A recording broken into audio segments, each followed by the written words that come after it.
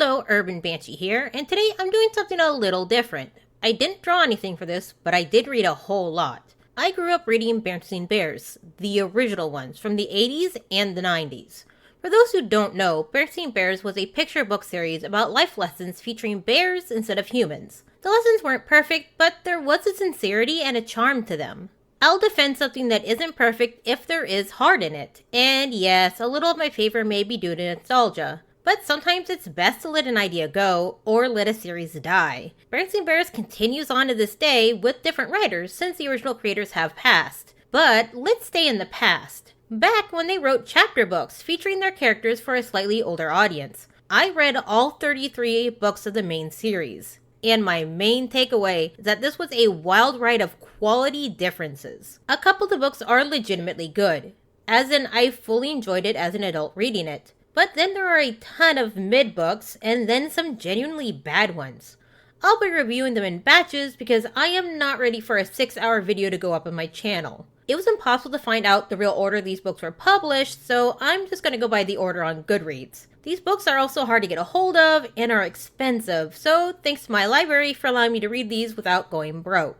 A quick rundown of the main characters that appear. Brother Bear is as close to a main character as you can get in these books. He is 10 years old and in Teacher Bob's 5th grade class. He is overall a good kid. He has a younger sister named Sister Bear who is about 8. Their parents are Mama Bear and Papa Bear. And yes, everyone calls them brother, sister, mama, and papa. Those are their names. Mama Bear is a stay-at-home mom and is basically the standard mom is always right type. Papa Bear is the dumb dad, dumb husband type. Heart is in the right place, but dumb. He is also a very talented carpenter and works at his home workshop. There is cousin Fred, who despite Mama and Papa being only children, somehow is brothers and sisters' cousin. He is also 10 and in the same class as brother. He reads the dictionary for fun. That is stated in basically every book. Then there is the bully Too Tall, who is about 11 or so and in the same class as brother and Fred. He is bigger than all the other cubs his age and has a gang that he is the leader of. It is repeatedly noted that he isn't all that smart, but is smarter than his gang members. Ralph Ripoff is an adult and a con artist, and was in the cartoons, but was named Raffish Ralph in them. Now onto the books. The Berenstain Bears accept no substitutes. Teacher Bob is on his honeymoon, so his class will have a substitute for a week. The substitute is named Ms. Barr, and Too Tall wants to prank her so hard that he breaks her. His words, not mine.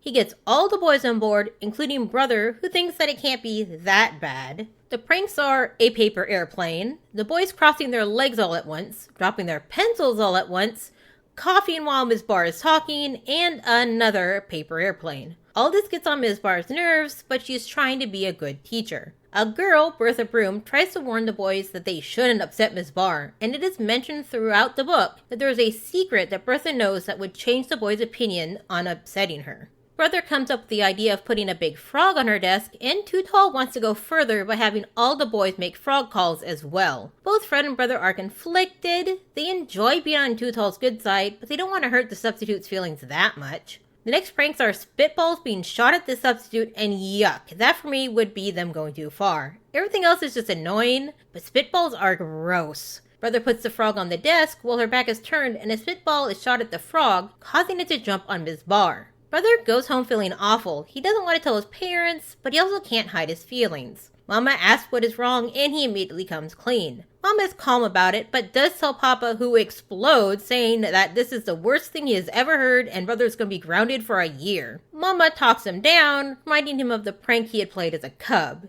So Brother doesn't get punished. Too Tall isn't done yet. He wants to make the substitute cry. So Too Tall and his gang go to school early and set up a bucket full of water up in the ceiling. How Ms. Barr misses the string is beyond me. She gets soaked and leaves the classroom. Bertha, mad, shows the class what is at the end of the tape Ms. Barr was showing. It's someone doing karate moves, and Too Tall is really impressed. But then he sees who it is that is doing the karate. It's Ms. Barr. The next day, the class is led to the gym where Ms. Barr is in her karate outfit and her black belt. Too Tall is called up to be a volunteer, and he is terrified that Ms. Barr is going to break him in half. But instead, she lectures him on bullies and mean practical jokes. After lecturing him, Miss Barr has Too Tall sit down and she does a full karate demonstration. Kicks and breaking boards. Bertha tells Too Tall that Miss Barr would never hurt him because she is a grown-up and he is a cub, but she is a brown belt and will beat him up if he does anything else. No other pranks are played for the rest of the week. Not a terrible story, though a running theme is going to be unsatisfactory endings.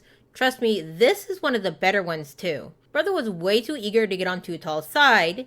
It didn't even take any convincing. The secret being that their substitute being a black belt wasn't the best idea. You would think the karate thing would be showing the cubs that adults can be cool at least, but nope, it is basically a threat of violence that gets Too Tall to stand down. The next book is The Berenstain Bears in the Drug-Free Zone. Maybe this book is the whole reason for the chapter books. Maybe they really wanted an anti-drug book, but couldn't pitch it as a picture book for 5-year-olds, so they went with chapter books. Well, the reason it is here, and, well, I've seen worse PSAs. A meeting is called at the school, and basically the whole town shows up. This book emphasizes that there are no real problems in Beartown. Of course, the meeting is about drugs. Chief Bruno rose and marched to the front of the stage. Without a word, he took a small bottle from his pocket, unscrewed the cap, and emptied the contents into his hand.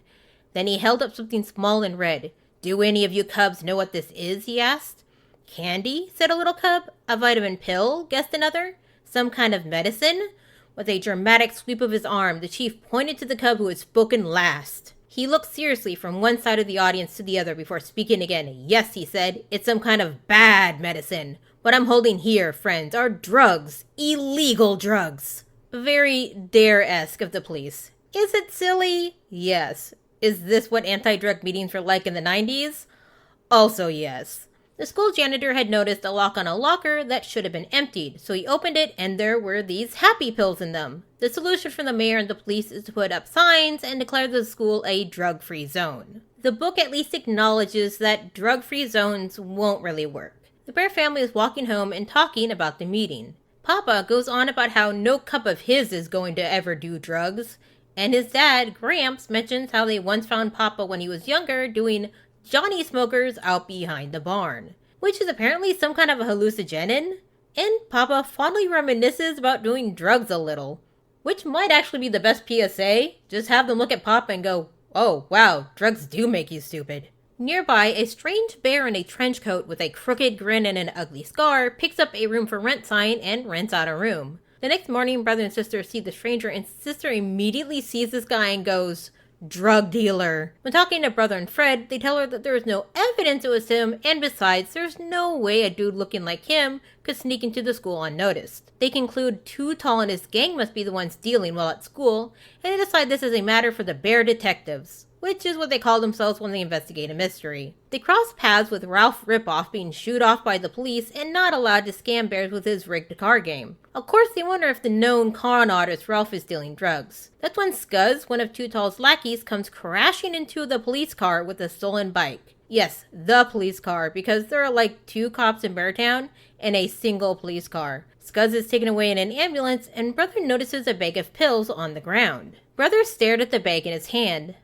He thought, these might come in handy. He slipped the bag into his pants pocket, then he pushed Queenie's badly damaged bike all the way to school. Later at school, Brother sees Too Tall passing something along to the trenchcoat bear and snaps a picture of them. But when he confronts Too Tall about it, Too Tall empties his pockets and only money falls out. Brother, sister, and Fred go to the hospital to try and get Scuzz to confess, but he refuses. They then talk to Dr. Grizzly, and she shows some Scuzz's blood tests and confirms that he indeed had drugs in his system. So, when this book was published, HIPAA wasn't a thing yet. But yeah, this is exactly why HIPAA is a thing. I don't care if you cubs are playing detective, you don't get to see a random kid's talks report. Dr. Grizzly does give a rundown on how drugs work and why they are bad. As far as these sort of talks go, this one isn't all that bad. They see Chief Bruno at the hospital and they try to give him their evidence of the trenchcoat bear and stuff, but he says he is busy and they have watched too much TV. They think Ralph might be the kingpin, so they go to his houseboat. He doesn't answer his door, so they let themselves in and snoop around. They find a cupboard full of pills, so they snap a picture of it. They then hear Ralph coming home, so they jump out of the boat into the gross water. They go to the police station, still wet, and tell the police their story again. That the trenchcoat bear is selling drugs to Too Tall, and that Ralph is the kingpin. At this exact moment, Ralph shows up with a bag that he dumps on the table. It's all the pills the cub saw, and Ralph tells the police someone is trying to set him up and put them in his house. Officer Marguerite comes in with the trenchcoat bear, and it turns out that he is an undercover cop from the city. The real drug dealers are the Bog brothers, who were at least briefly mentioned in the beginning of the book. Turns out Too Tall was selling drugs to the undercover cop, not buying them. Chief Bruno tells the Cubs that they had already decided who they thought the kingpin was, and they were trying to make their evidence fit that. Turns out the photo they took of the pills even have the Bog brothers in the reeds in the background. Too Tall and his gang will be brought in with their parents, and the judge will decide what to do. Brother does feel a little bad for Too Tall because when he was caught stealing watermelons, he couldn't sit down for a week. Spanking, normalized child abuse. Brother and sister and Fred are only lightly scolded for investigating the drug dealing, but overall, they feel really good about themselves. Like I said, this isn't the worst PSA I've ever seen. Doesn't make it a good story though. I'm not about to go on and make this my own PSA, but it's just a very complex issue. Not to mention, not all drugs are the same. Hell, alcohol is a type of drug and that is super normalized. I just don't think Berenstain Bears is qualified to talk about drugs. But neither was Winnie the Pooh, and a PSA with him exists. But I also kind of want this to be a full cartoon, simply because I really want an animated clip of Brother pocketing drugs and saying how they will come in handy later. Minor note, look, I'm not saying I want kids caught up in this sort of thing to be punished harshly, but Too Tall was literally selling, which is a bit of a big deal. How did he get caught up with this in the first place? At the very least, this should be something that hangs over his head for the rest of the series. But the more I read these chapter books, the more I get the feeling that the authors had a soft spot for Too Tall. Next is the Berenstain Bears and the female fullback, which I actually did a little animatic of sorts for. I called it a story snip because it's a small snippet of the story, but it entertained me, so I wanted to share. The Bear family is at the table having breakfast. Brother is bringing up all the stuff he wants to do this year in school, like be football quarterback and run for president. Sister tries to say what she is going to do, but Papa is more interested in Brother. At school, the popular girl Queenie is talking about how it isn't fair how every year the school president is a boy, and that the girl sports don't get as much attention. Football tryouts are being run by Coach Grismeyer, and he runs through the list of everyone until he gets to the bottom of the list. It has a name he doesn't recognize. B. Broom, who turns out to be a new student. Bertha Broom. Bertha is a girl, but a big girl, bigger than all the other boys except Too Tall. Coach isn't having it. He refuses to let a girl try out and yells at her until she leaves. Queenie and all the girls are nice to her over this. The whole town is divided on this. Half are shocked and appalled that the coach didn't even let her try. The other half are shocked and appalled that a girl would even think about playing football. Mom and Papa have a whole argument about it, which is the part I did this story snip for. I just found the interaction really funny. The book comes out and says that even though everyone is arguing, they still loved each other. A very, no really, believe me vibe. Queenie's mom is going around with a petition to get a law passed that allows girls to play on all sports teams at school. Papa argues that they are allowed to play on the girls' teams. Queenie also has a petition for the cheerleaders to go on strike. Cheerleader strike, said Papa. You can't be serious. Next, I suppose one of you girls will want to run for student body president against Brother just because he's a boy. Queenie looked shyly up at Papa. I thought you already knew about that, she said. You mean you are running? Gasped Papa. She is also running for president. Papa goes on a tirade about how girls aren't medically fit for football, at which point on TV, which they had been watching, Dr. Grizzly says that she has done a physical examination on Bertha, and she's more than fit for not only football, but wrestling and rugby. Honestly, no one should really be playing football due to all the head injuries. Gotta say, I personally wouldn't be keen on my doctor going on TV to tell the world the results of my exams. Brother talks with Mama and says he doesn't really care if Bertha plays, just if she's any good. Mama tells him as a quarterback his team might listen to him, and he should convince him to let her try. But of course, it's his responsibility to change his coach's mind. He talks to the team in the locker room and convinces them to let her try. They all agree because they think she will fail. Too Tall mentions that they should knock some of her teeth out during tryouts. In response, this is what the coach says. Now, Coach Grismeyer lowered his voice, and as for rattling teeth and any rough stuff, he said, I don't want to see any blood or broken bones. But I wouldn't object to a few well-placed bruises. Somebody's got to teach these girls who think they want to play football that it's not hopscotch, jacks, or tiddlywinks. And what I just said is between me and you and the locker room walls. Understand? Okay, let's go. It's practice time. Turns out, Bertha isn't just okay at football, though. She is amazing. She is super strong and does well on every single test. The fans went wild as the coach smiled from the sidelines. If there's one thing Mervyn Bullhorn Grismeyer believed in more than male chauvinism, it was football. Brother and Queenie are both running for president and do speeches and rallies. Queenie runs on girls being as important as boys, and Brother just doesn't have all that much enthusiasm. He doesn't really care if girls play sports, and he isn't even sure he wants to be president. Bertha does fine on the football team, and it's even made fullback. We are informed that the school has an even split of boys and girls. It is made clear that basically all the boys will vote for Brother, and all the girls will vote for Queenie. At the big game, Bertha comes out, not in uniform, because someone tied her uniform in knots and stole her pads. Everyone thinks it's too tall, but he passes over his pads and then Fred unties her uniform. I need to stop here and make you all aware of the name of the two sport teams. Our team is called the Bear Country Cousins, and the other team are the Beartown Bullies. It doesn't matter, but I refuse to be the only one with this cursed knowledge. Bertha's teams win, and the next day the president votes are tallied. It is a dead tie, even though Bertha voted for Brother. Something about supporting the quarterback no matter what. Turns out Too Tall voted for Queenie because they are on-again, off-again boyfriend and girlfriend. The principal says he will do something about the tie the next day, but Brother steps forward and withdraws, letting Queenie be president. I would give this story a "you tried" slightly off-color star.